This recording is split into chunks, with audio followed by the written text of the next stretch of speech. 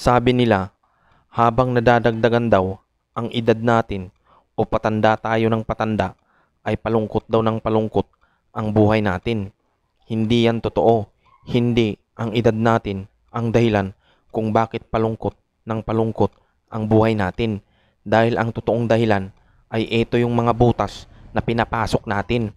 At kapag nagkaproblema sa butas na pinasok natin, ay hindi na natin alam kung paano lumabas. Kaya nakulong na tayo doon sa butas na yun. Kaya habang lumilipas ang panahon ay hindi na tayo nagiging masaya. Ano yung mga butas na sinasabi ko? Ito yung karir, trabaho, negosyo, relasyon, at higit sa lahat, mga bisyo. Yan yung mga butas na pinasok natin. At kapag nagkaproblema ay nahihirapan na tayo na makalabas.